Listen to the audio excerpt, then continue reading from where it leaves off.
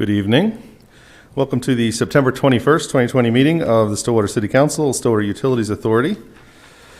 Tonight we are going to keep in theme with our last week's meeting and start with something other than City Council. Tonight we're going to start with the Stillwater Utilities Authority meeting. So at this time, I will call the September 21st, 2020 meeting of the Stillwater Utilities Authority to order. Tonight, trustees, on the consent docket, we have a budget amendment regarding College Garden Sewer Water Lines project. Is there a question or any motions on the consent agenda? Motion to approve the consent docket. Second. We have a motion and a second to approve the consent docket. Teresa, please call the roll. Chair Joyce, Yes? Vice Chair Darlington, Yes. Trustee Zanotti, Yes. Trustee Jaloski. Yes. With a vote of 4-0, the consent docket is approved. That takes us to item 5A, authorize staff to move forward with the Hunter Ridge Waterline Connection project. Authorize expenditures for Hunter's Ridge Waterline Connection project not to exceed $51,000 and the associated budget amendments. Mr. Millis. Good evening. I am Bill Millis, Water Utilities Engineering Director, and this evening I'd like to discuss three related items. A water pressure issue in the District 1 service area, a project that will not fix that but will help address that issue, and a method for the SUA to recover the cost of that project. So you can see on the map on your screen, the District 1 service area is outlined in blue. That's and the municipal system is just to the south of that. And the Corp 3 rural water system is essentially to the west and the south with some overlap. And the pink denotes the low pressure area that's of concern at the moment.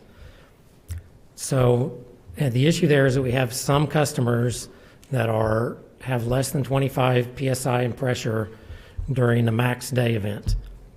And new meters allowed anywhere in the District 1 service area would cause that pressure essentially that's the highest elevation, so it would cause pressure at that point to go even lower. So for that reason, that prevents us from approving new meter requests at this time. And we currently have 2 applications pending. And we typically get 4 to 5 applications per year in the District 1 area. Let me go back up. So staff has developed a solution. You can see in the dashed square kind of in the middle of the screen. That's the location of it. A solution that can help this issue. And that would be a connection at the top of your screen. That's a rural water District 1 line coming from the north through the Hunters Ridge development. At the bottom along Richmond Road is a municipal water line. So 2 different systems with a gap. And so what this project would do would be close that gap, eliminate the dead end on coming down Hunters Ridge, and shorten the dead end on Richmond Road. So this improvement is at one location, but it would benefit all of District 1 because it would make that entire system more resilient, meaning a little less pressure drop during a max day, which means basically a summer day with high demand. It would improve water quality because we have fewer dead ends, and it improves redundancy because then if there's water outages, depending on where it is, you can have fewer customers out of water during the repair. And so that benefits the whole of District 1, but it also benefits the municipal system with that line along Richmond Road. And again, I'll reiterate, this does not fix the problem, but what this does, it does make those benefits, and it would allow additional development in the District 1 system without making things worse for our existing customers. So we have designed this improvement, and we have solicited quotes for construction. Now, when I talked about recovering cost, Typically, a developer, we evaluate for any application for service, we evaluate whether the system can support that service. If it cannot, it's up to the developer to make an offsetting improvement so that they don't impact other customers either right there where they're developing or anywhere in the system. In this case, the improvement required is pretty large for an individual, for someone building a house out on acreage. It's also, another option we have is a lease purchase, wherein a developer can build an improvement and then recoup shares of that cost from future developers who tie to the improvement. But the catch is they have to tie to the improvement that was actually constructed. So in this case, going back up to the map, we have a somewhat unusual situation. The problem is up here on the north part of the system, the new meter locations requested today are on, there's one on Yost Road, there's one on McMurtry, and the solution that allows us to proceed is somewhere else entirely. So that's a little unusual, mostly because, the rural system is smaller and less robust, and the system is basically fed from the water plant only.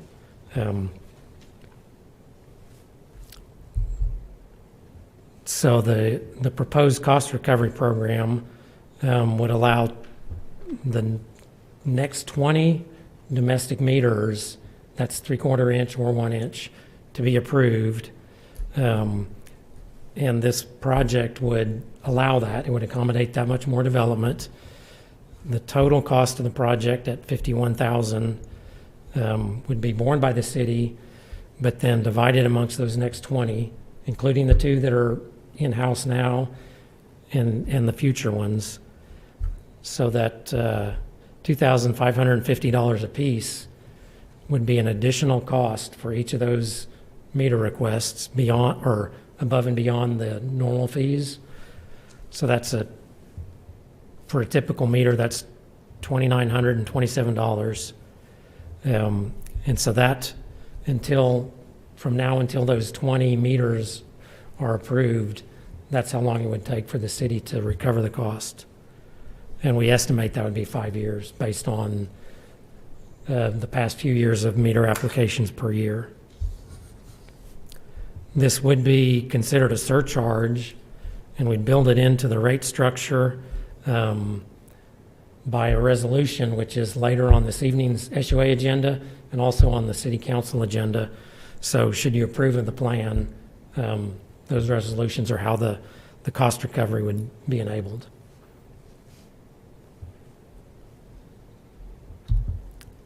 This slide shows the strategic priority that the project addresses. I also would want to mention here there's an unrelated project in the Corp 3 Yost zone, which is to the west of the project, west of the District 1 system.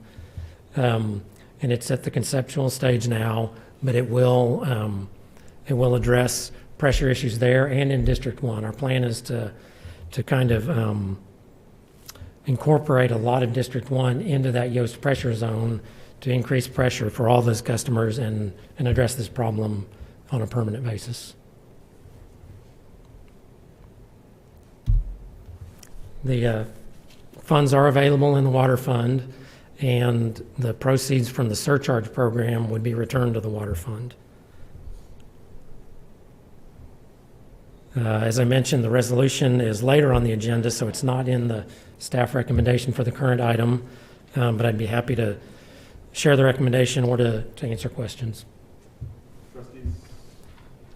Trustees, any questions for Bill at this time?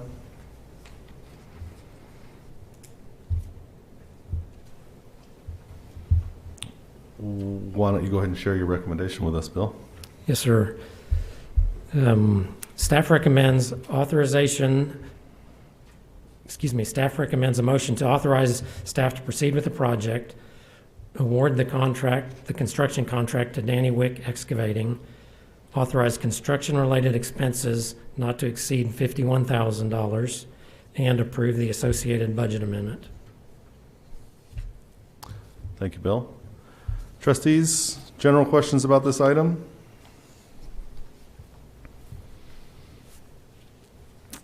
No. Bill, I assume if we don't get to that 20-meter limit for 8 years or 9 years or whatever it takes to recover, we just kind of wait until we get the money back? Correct. Yeah. Or when you describe the two places that are sort of pending on the map, are those developments that are planned? At this time, those are both individual meters. Those are just individual So meters? it's a planned development, but the development consists of, one house, 1 meter. Okay. And are those folks aware that they may have an extra $2,500 to pay on if we get them? I mean, At if they're in least- process now? At least one is, I'm not certain about the Okay. other. I know that what we had told both of them is that the system at the moment does not have the ability to support additional development. So, kind of please be on hold until we're working on a potential solution. Okay. Mayor? if Yes, I sir. might, the 8 or 9 year out period, hopefully, Bill was being kind to management who had sequestered a lot of capital funds that delayed some of the planning process on that other Yoast project that would fix the entire district. So hopefully in 8 or 9 years, that would no longer be an issue. Yeah, but we'll still be out the 51 grand on this project that we're trying to recover. Well, that's So, true. I mean, even if we have that second phase solution done, we're still going to have to be recovering these costs, correct? Yes.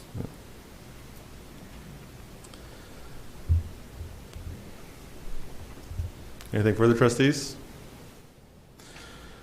So at this point, we're just talking about the construction costs and the contract. And then we will need to talk about the resolution here in a minute to allow this to happen under the current contract. That's correct. Resolution is a component of it, or you could just go ahead and deal with resolution. What? You deal with this. Yeah, we'll lump them together. Trustees, is there a motion on the contract awarding before we move on to the resolution?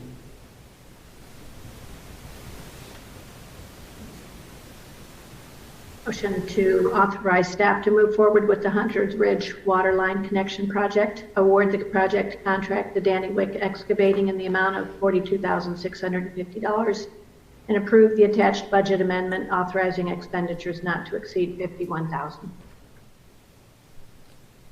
Second. We have a motion and a second on this item. Teresa, please call the roll. Chair Joyce, Yes? Vice Chair Darlington, Yes. Trustee Zanotti, Yes. Trustee Jaloski. Yes. With a vote of 4-0, that item is approved. Thank you. Bill, do you have something to say about the resolution? He's basically explained what the resolution Okay. will do.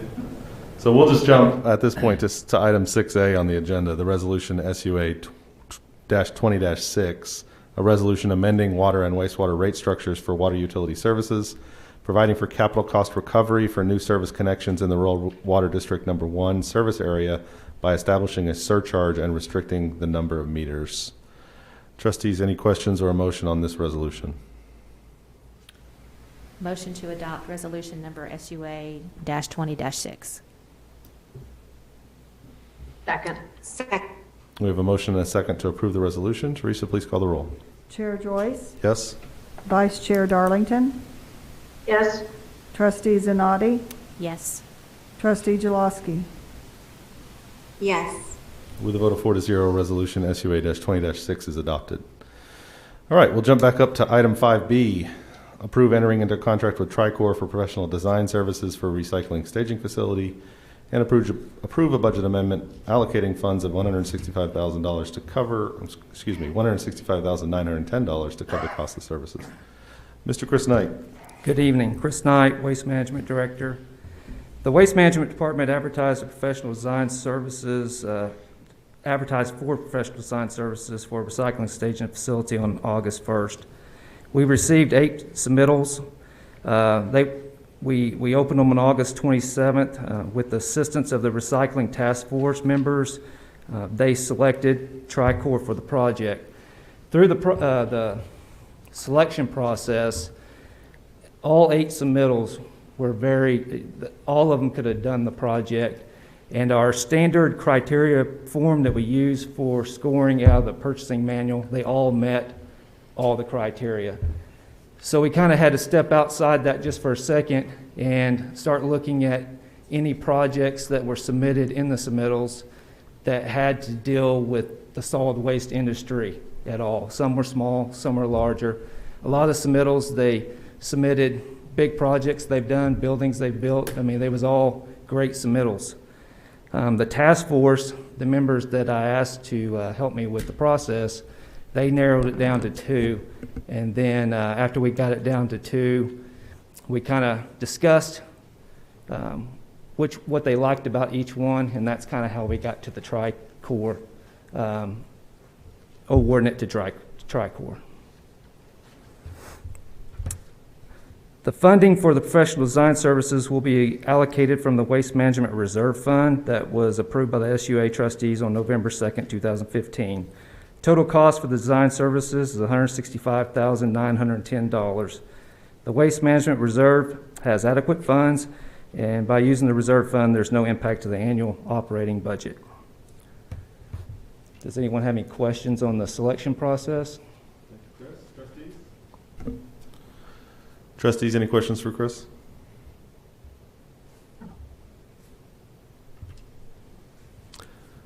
I didn't see I mean, this wasn't, we didn't take bids from these folks. We just No. issued an RFQ.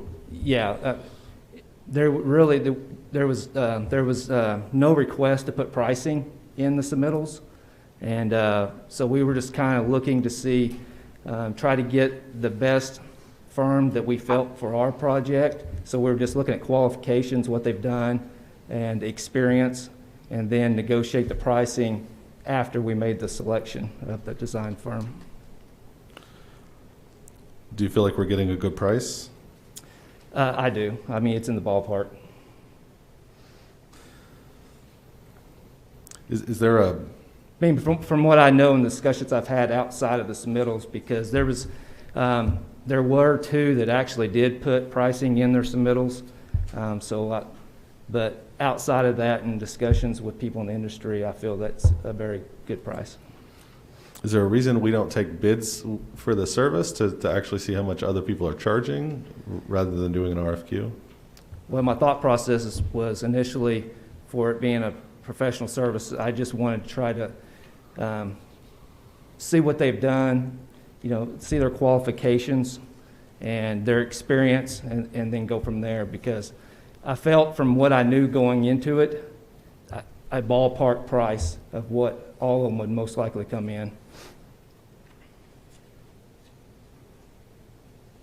I would add to, just, I guess, coming from, I mean, not doing this specifically, but just coming from a consulting background and looking at, federal procurement and different things like that. I think an opportunity to do qualification-based selection is always a good first start. I think if you want to select then based on price, it's helpful to understand who's the most qualified to do the work that you want to do, as opposed to who does it the cheapest. The cheapest isn't always the most qualified to do the work. So I'm a strong believer in qualifications-based selection, not knowing exactly the whole selection process, but I, as a general rule, I think qualifications-based selection is very important and good for us to follow as best we can. Sometimes the lowest cost has to kind of rule the day, but qualifications is really important. I would absolutely agree with that assessment. I guess my concern is just the fact that it seemed like all the firms were pretty close in terms of being qualified to do the job, and therefore you would think that the cost might then come into it. So, I don't know if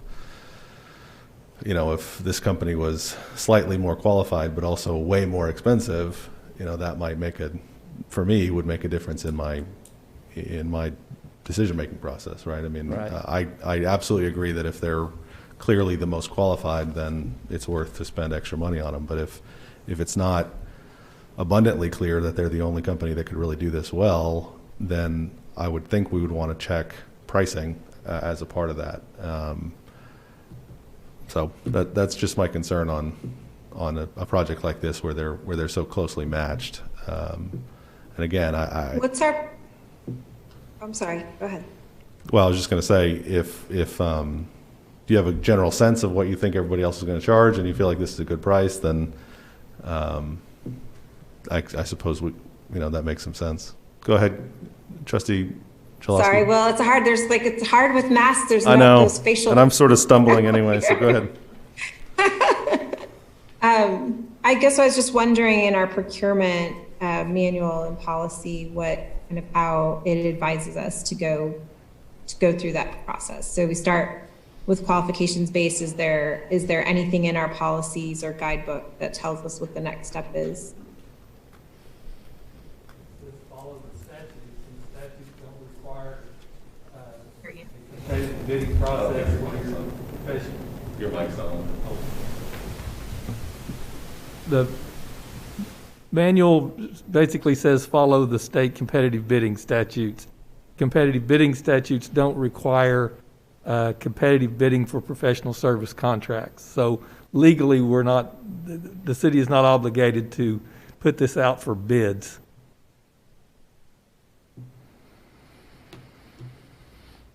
Okay. Okay. Trustees, any further questions on the item?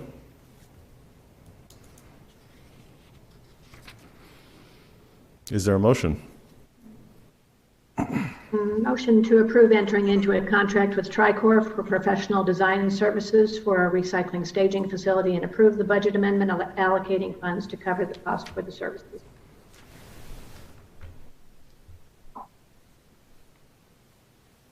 Second. We have a motion and a second to approve entering into this contract. Teresa, can you please call the roll? Chair Joyce, Yes. Vice Chair Darlington, Yes. Trustee Zanati, Yes. Trustee Jaloski. Yes. With a vote of 4-0, that item is approved. That takes us to the end of the Stillwater the SUA agenda. Are there any reports from you, Mr. Dorman? No, sir. Mr. McNichol? No, sir. Trustees, is there a motion No. to adjourn to SUA? Motion to adjourn. Adjourn. Second. Second. Pick one. A couple motions and a couple seconds to adjourn the SUA meeting. Teresa, please call the roll. Chair Joyce, Yes. Vice Chair Darlington, Yes. Trustee Zanati, Yes. Trustee Jaloski. Yes. With a vote of 4-0, Stillwater Utilities Authority is now adjourned. That takes us back to the City Council meeting agenda for September 21st, 2020. I will call this meeting to order. I've got to come up with a better way to do this Pledge of Allegiance in the middle of the meeting thing, but since it's on the agenda, I feel like I can't add it to the other one, right? Let's do the Pledge of Allegiance. Please stand. I pledge allegiance to the flag. The flag, the United The United States. One nation, under God, indivisible, with liberty and justice for all. Can't skip the pledge. All right.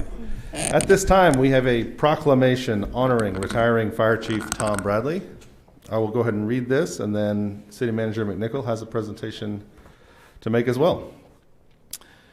Whereas Tom Bradley is retiring as Fire Chief of the City of Stillwater after a successful 36-year career in municipal service.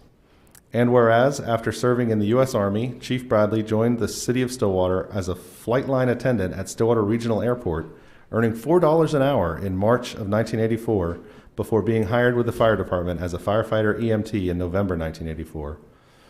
And whereas, during his tenure with the city, Chief Bradley has moved up in the ranks of the fire department, serving as firefighter 2, relief officer, lieutenant, deputy fire marshal, captain, and assistant chief.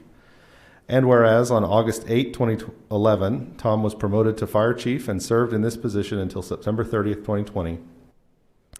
And whereas for 36 years, Tom has served the citizens of the city of Stillwater well, with numerous accomplishments, and has demonstrated strong leadership during major emergency incidents such as the 1990 tornado, the Oklahoma City Murrah building bombing, and the OSU homecoming tragedy. And whereas Chief Bradley was instrumental in lowering the city of Stillwater's ISO insurance rating and securing numerous grants, he has also been instrumental in changes in the hiring process that have resulted in greater diversity for the fire department. And whereas upon his retirement, he will be missed by his city of Stillwater family, and he can now enjoy the things in life which he so richly desires and deserves.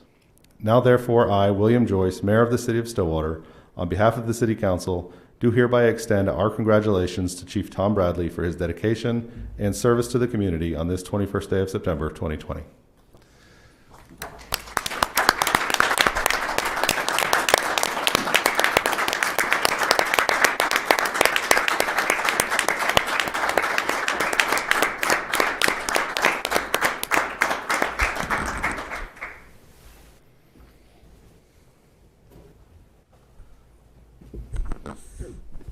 So if you thought you were going to get off easy, you're not.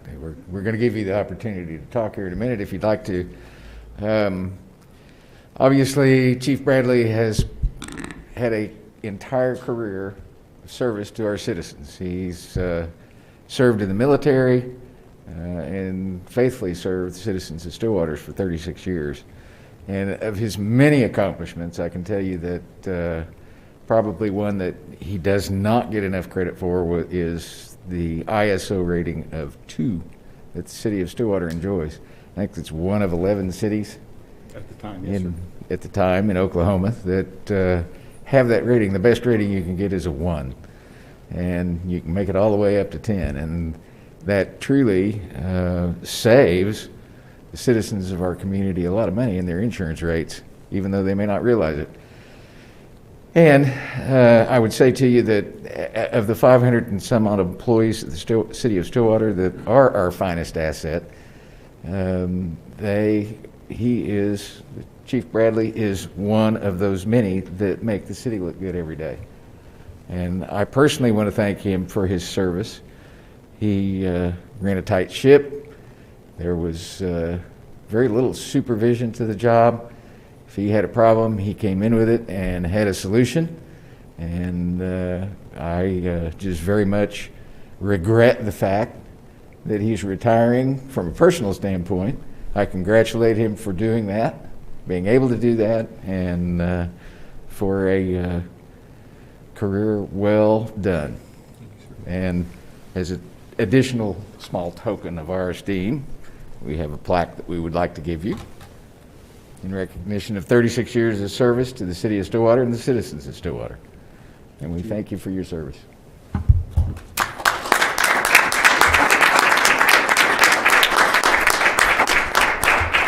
Well, I'll try to be very short on the comments here. First off, I'd like to say thanks to the community for having me. And ultimately, when you have good people working around you, it keeps you out of trouble. So thanks to the team, and thanks to y'all. Safe day, sir. Thank you, Chief Bradley. Thank you so much for your service.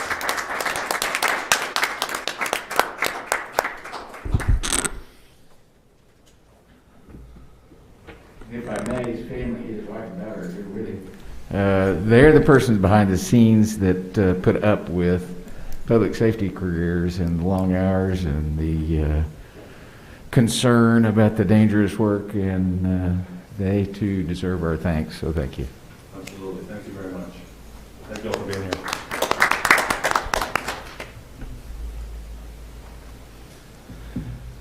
Okay, that takes us to item 4, the consent docket. We have 3 items on consent tonight. Councilors, questions, comments, or a motion on the consent docket? Motion to approve the consent docket. Second. We have a motion and a second to approve the consent docket. Teresa, please call the roll. Mayor Joyce, Yes? Vice Mayor Darlington, Yes? Councilor Zanotti, Yes. Councilor Jaloski. Yes. With a vote of 4-0, the consent docket is approved. Item 7A, public hearings. Receive public comment regarding a request for map amendment to rezone property addressed as 517 Southwest Street from T5 to CG Commercial General District. This is CC-20-154. Mr. Dorman, did we have good notice on this item? Yes, sir. Mr. Gross. Yes, good evening. Lance Gross, Planning Manager for Community Development. The map amendment before you tonight is a rezoning request from T5 to CG. T5 is Transect, it's part of the form-based code area, and CG is Commercial General. All the property owners within 300 feet of this property have been notified. The hatch area on the map indicates the subject site. You can see it's on the east side of West, and it's north of 6th. This is an aerial view looking straight to the east. To get you oriented, West 6th Avenue, which runs east and west, is over here. West Street runs north and south, right here. The yellow polygon is the subject site. Payne County is over here, and the First Presbyterian Church is located right there. This is a little wider view showing the subject site, again, bordered in yellow. And one thing to remember or consider is this is the subject site. The property owner of this site also owns the parking lot, which is on the south side of this, which fronts onto 6th Avenue. This is a view looking to the east from West Street. And this is a view looking from 6th Avenue. This is the single-family structure, which is located on the west side of the lot, and this is the triplex, which is also on the property. And you can see this is the parking area that's been used as parking for quite some time. This is a zoning map that shows the subject site. And you can see it is zone T5, and T5 is located to the north and also to the east.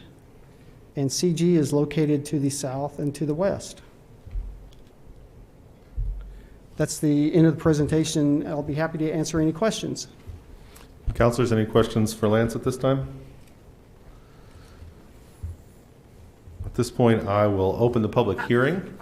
I think we have Kelly Harris from the applicant here to either make a presentation or answer questions. Hi, Kelly. Good evening. How are y'all? We're good. I'm Kelly Harris with Keystone Engineering, located at 923 South Lowry, here representing the owner tonight. Pat, did you have a quick question? Actually, thank you, Kelly. Most of my questions are for the staff. Okay. So basically the way we looked at this property is that it's one property that currently has two zoning classifications on it, CG and T5. In the way that the zoning map is, all the properties that abut 6th Avenue are commercial, they're not form-based code classification.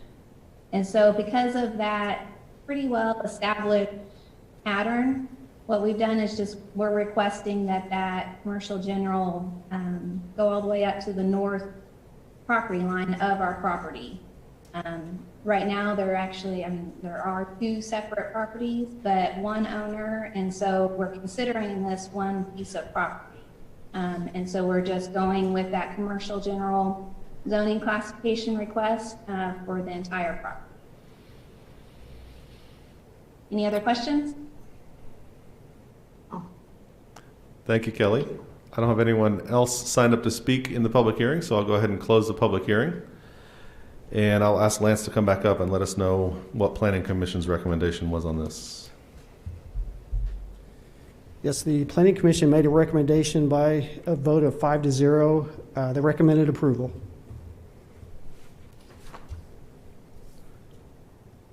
Did they? I think it was 3-1. 3-1. Yeah, the minutes look like it's 3-1. Oh, 3-1. Sorry, my mistake. Okay. Counselors, questions for staff? I do have some questions. I'm wondering, Lance, in the report that you gave us, you said there were other alternative options for development, include a form-based code warrant or alternative compliance application. What does that look like? Well, those are options that the applicant can pursue. The alternative compliance will essentially, if the rezoning is left the way that it is, it would allow the applicant to make alterations to the some of the design considerations, placement of the building, setbacks and stuff like that. A warrant can also do similar type of results. And there's also a third one. They can go through the Board of Adjustment for a special exception. And that basically takes the zoning into one zoning use as opposed to two different ones.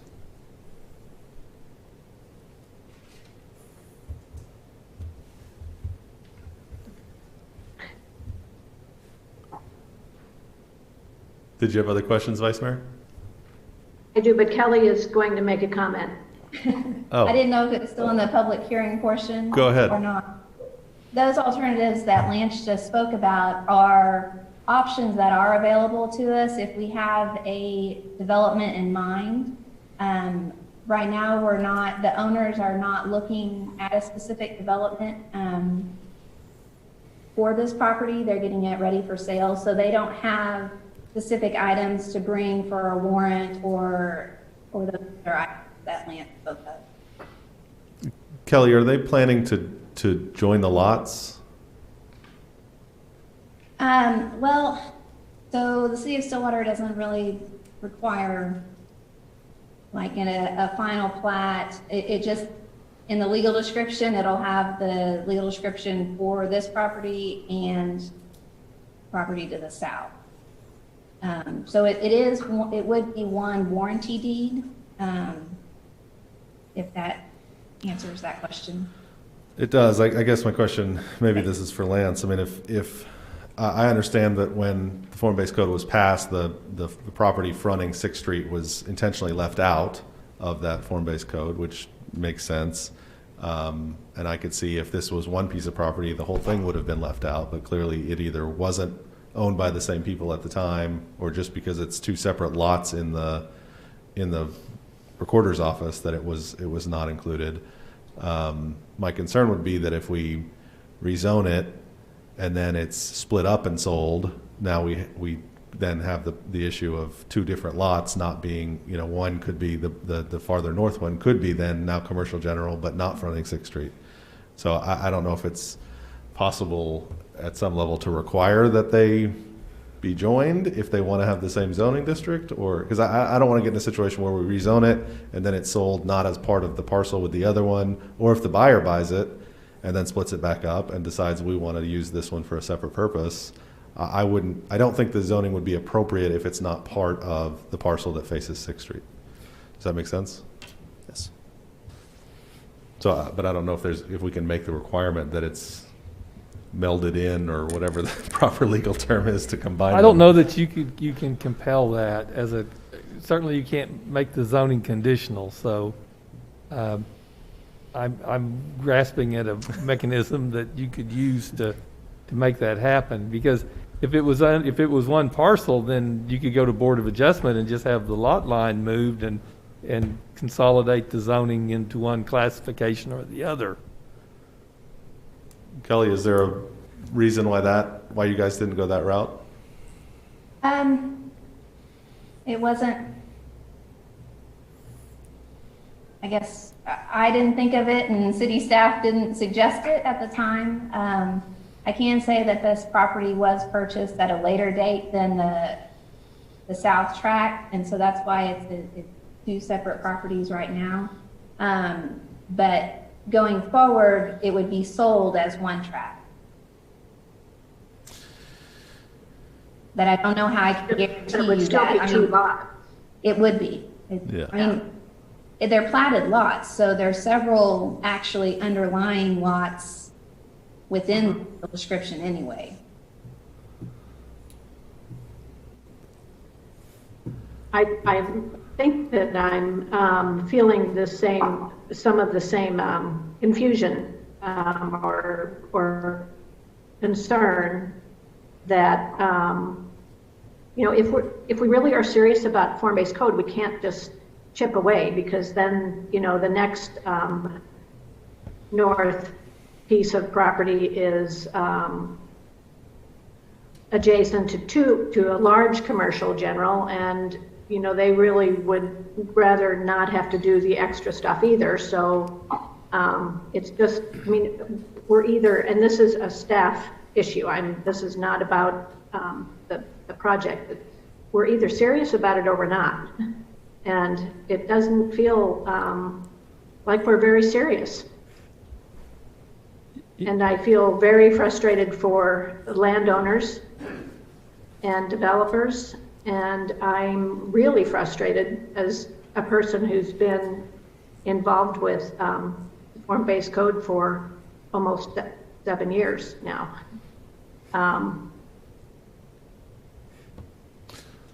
Kelly, What would happen if we just canceled form-based code? Would we? What would happen to properties that have already been developed under that rule? If I might interject, we have reached out to the Form-Based Code Institute to get their opinion on what the impact would be if, say, edges were chipped away. And we've not heard back from them yet, but we have reached out.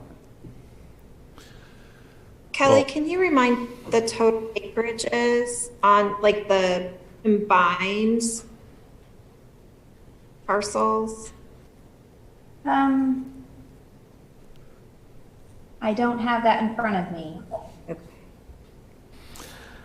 I guess my comment was really not so much, not really concerned whether it's form-based code and commercial general or any other zoning classification. I think one of the things we've had trouble with here in the past is when we have a zoning request based on some anticipated thing happening, and then that zoning gets changed and the anticipated thing doesn't happen. I can think of a couple examples, which is I think why we generally don't consider whether that anticipated thing is going to happen or not when we make the zoning decision. If, to me, that individual parcel not fronting 6th Street should remain the zoning it is. If it's combined with that other lot and they can move the lot line and get that zoning, that's great. But I don't like the idea of changing the zoning based on something happening, hopefully happening in the future, and hopefully whoever buys it in the future has the same plan. And again, Kelly, I don't, to your point or to your client's point, it certainly makes sense to me to combine these. I'm just not sure that rezoning the individual lot is the best way to get that done from a future perspective. That would be, I think, my concern here is that we're counting on something happening or not happening in the future based on whether we make this zoning classification change.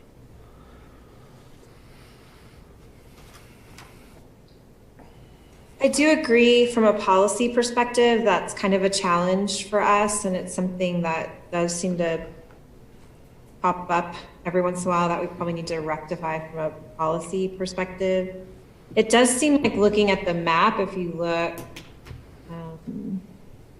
west adjacent to the property across the street on west that's commercial general, the lines kind of match up in terms of the strip that would be CG across the, I was just curious on the acreage to understand kind of what kind of use or, property end use you might get out of that. Otherwise, I guess if you look, it's a strip, kind of a strip mall type development to the west. I would assume you would get something similar to that if you had them combined. I don't know. I guess I would encourage maybe that same idea of whether or not they could combine the lot. Obviously it's a more usable frontage lot to 6th Street if it's expanded to include both parcels, which would be good to have a use there. Yeah, and Amy, I think if you look at that lot across West Street, it's a double wide, the lot itself is double wide, right? It's not two different lots zoned in the same classification. That's right. Yes.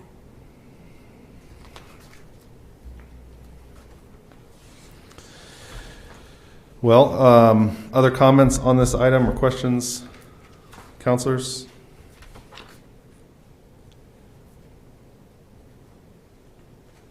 Is there a motion on the item? Did she have? Sorry, go ahead. Is there an avenue for them to combine? I guess I'm confused. Is there an avenue for them to combine the lots? We just can't make that a condition or compel them to combine the lot. Yes, that's what I think we heard. They have the ability to change the lot line at some level and then just if it's the same lot, they can just go to the Board of Adjustment and have them apply the zoning across. Right, they can adjust the zoning classification line within a single parcel of land. I think that's the more appropriate action here. Which is unfortunate that you hear that from us tonight, Kelly. Or from me, at least. I wonder if somebody could look that up in code. I think there is a distant, like it has to be the majority zoning or. Should we know? Yeah, we can definitely look that up. Yeah. We could potentially table this item. We could table it and check and make sure that there's an alternative solution for the parcel. Yeah, and if there is, then I can just pull it and proceed with that avenue. Would anybody like to make that motion? Motion to table this item. Do we need a date certain? Second. Probably be a good idea since you have a hearing. October 5. October 5? I heard a motion from the Vice Mayor to table this item until the October 5th meeting. Is that what Exactly what I said. I heard? Is there a second? Oh, second. Teresa, we have a motion and a second. Could you please call a roll? Mayor Joyce, Yes? Vice Mayor Darlington, Yes. Councilor Zanotti, No. Councilor Jaloski. Yes. With a vote of 3-1, that motion to table is approved, and we will have that on the agenda for October 5. Thank you, Kelly.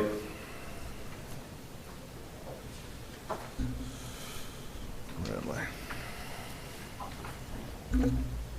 On to item 8A, a downtown holiday lighting preview. Councilor Zanotti, this is very exciting.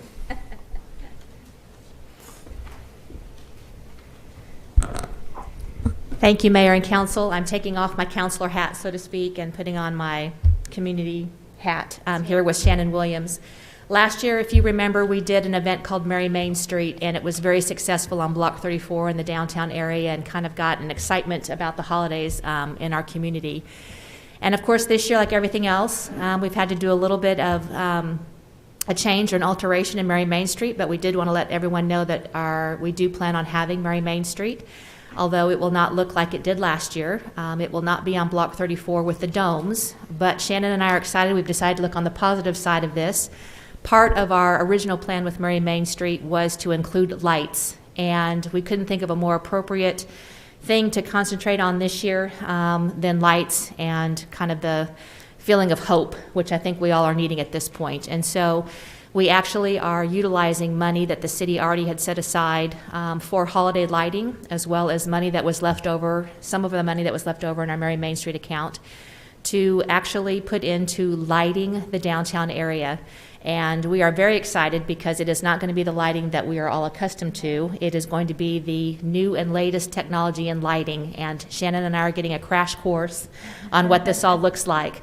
If you guys can all remember that wonderful, wonderful tree that was downtown over the Pro Value Internet building, from 6th Street to 10th Street on Main Street, lights will be lit up all the way down Main Street and at Chris Salmon Plaza. And we couldn't be more excited to be partnering with Drew Beveridge and a colleague of his, Will Clay, in doing this. The other part of what we wanted to do was we wanted to broaden it, and that it's not just about Mary Main Street and downtown.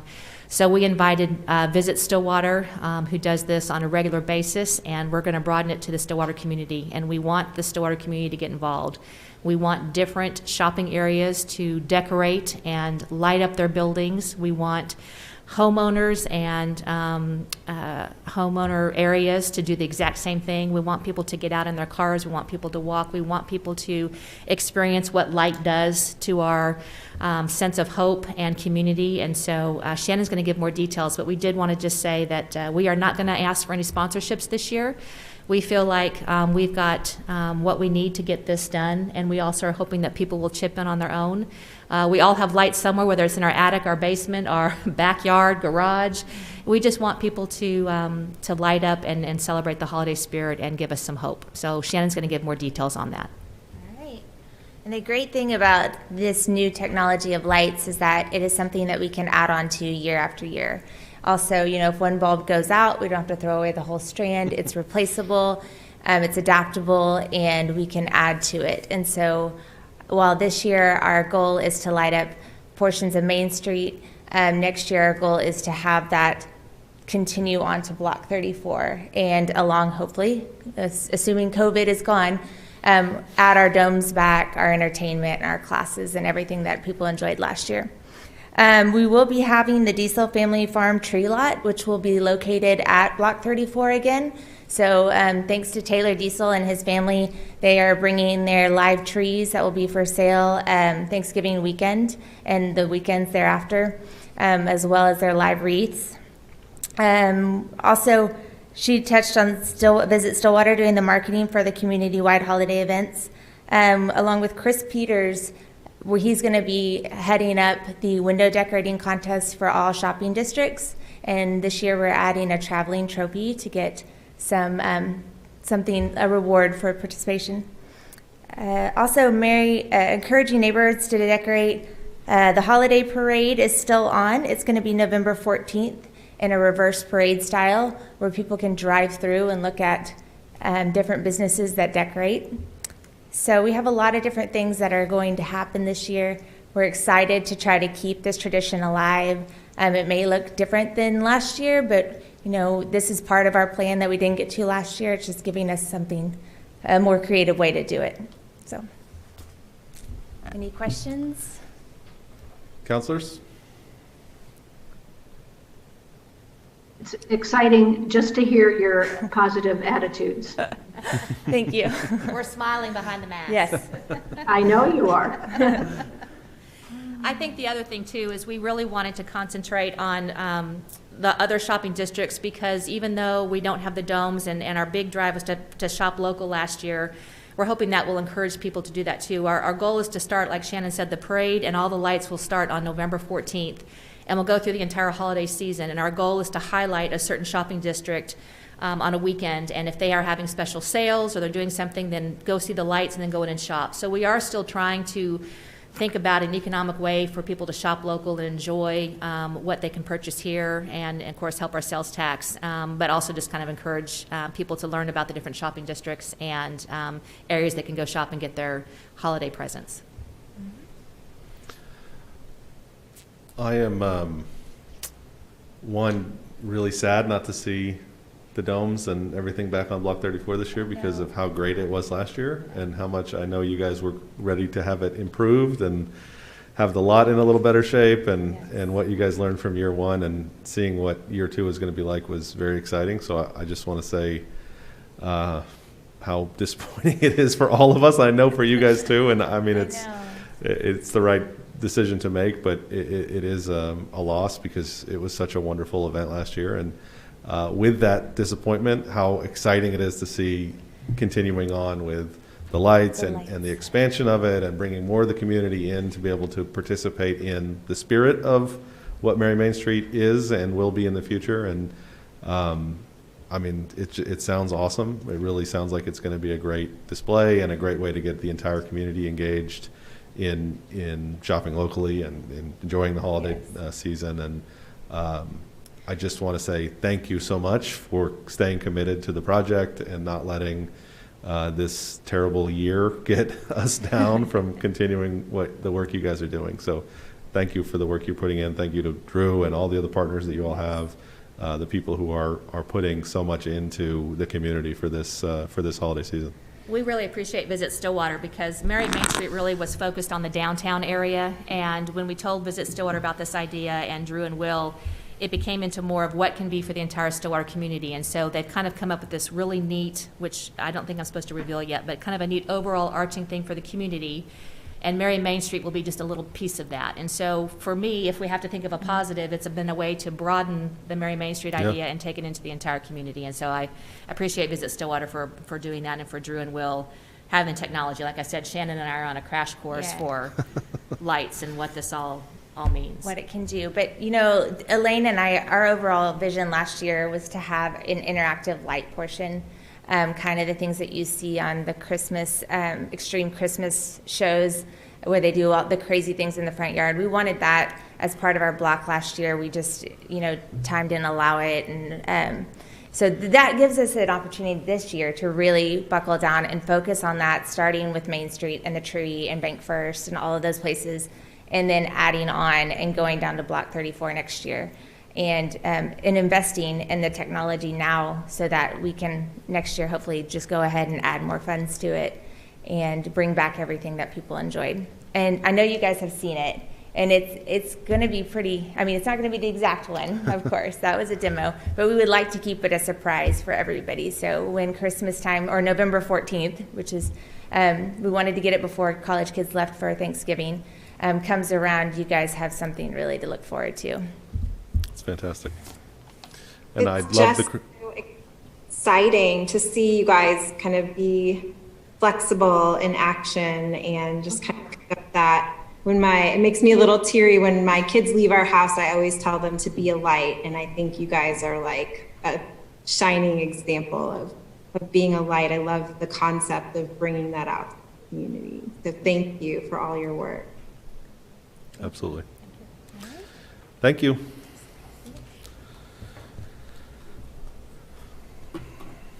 We bought our Christmas tree down there last year. It was the first live tree we'd had in a long time, and it was fantastic. And so I'm really glad you're bringing those folks back because it was a beautiful, beautiful Christmas tree.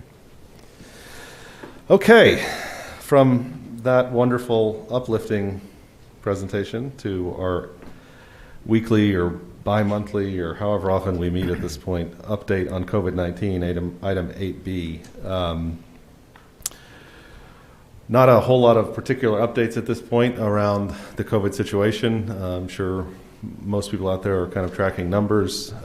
We are in red for this week again from the school district's perspective, but our numbers have dipped some, so that's a good thing. I think it's to me a reflection of the community's commitment to work a little harder to get this disease to slow down and stop spreading quite so much. It's very important for our school district to be able to get back to in-person learning. I know they've been working very hard on plans to provide that and offer as much as they can from an in-person perspective. And so I commend the community so far on the extra effort and the extra work, wearing masks, avoiding gatherings, avoiding contact with others.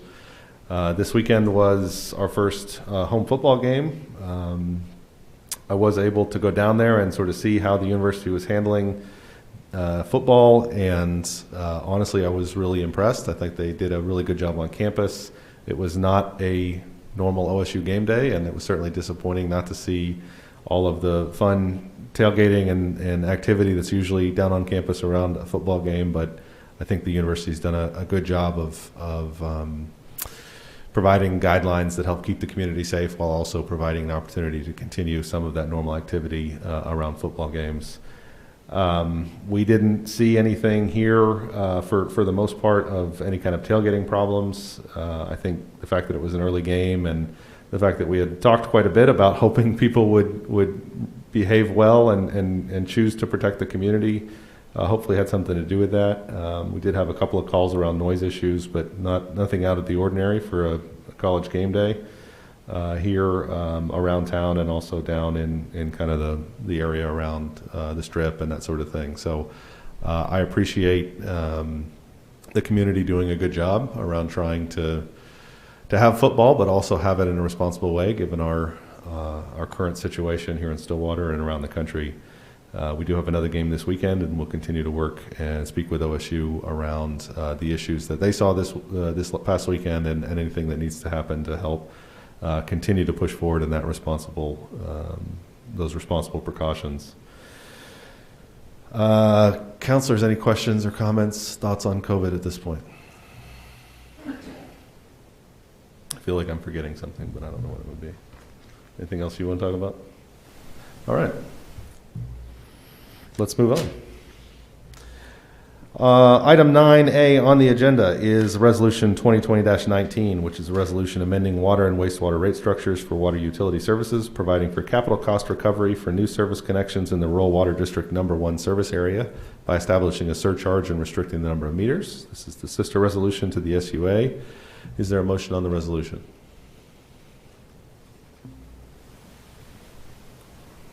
Motion to adopt Resolution 2020-19. Second. We have a motion and a second to adopt the resolution. Teresa, please call the roll. Mayor Joyce, Yes? Vice Mayor Darlington, Yes. Councilor Zanotti, Yes. Councilor Jaloski. Yes. With a vote of 4-0, Resolution 2020-19 is adopted. Item 10A, ordinances on second read. Ordinance 3458, an ordinance rezoning property addressed as 503 South Pine Street from RTM two-family and multifamily residential district to RMI multifamily intermediate residential district. Is there a motion to adopt the ordinance? Motion. Oh, go ahead. Motion to adopt ordinance 3458. Second. We have a motion and a second. Teresa, please call the roll. Mayor Joyce, Yes? Vice Mayor Darlington, Yes. Councilor Zanotti, Yes. Councilor Jaloski. Yes. With a vote of 4-0, ordinance 3458 is now adopted. Item 11, reports from officers and boards. Mr. Dorman. Mr. McNichol. One item, sir. September 30th, fast approaches, and that is the deadline for reporting on the census, and it would be a great service to your community and to the state. If you haven't filled that out, please get it in. And if you're just waking up on September 21st and you don't know why we're talking about the census, the Stillwater Public Library still has plenty of resources and can help if you need any if you have any questions. But yes, we have 9 days now to get that completed, and it is incredibly important. If you're out there and you haven't responded to the census, please do so. Counselors. All right, is there a motion to adjourn? Motion to adjourn. These social cues are hard. Yeah. I heard a motion. Did I hear a second?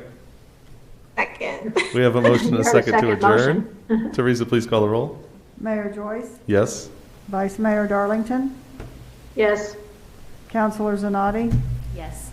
Councilor Jaloski. Yes. With a vote of 4-0, the Stillwater City Council is now adjourned. Thank you for being here.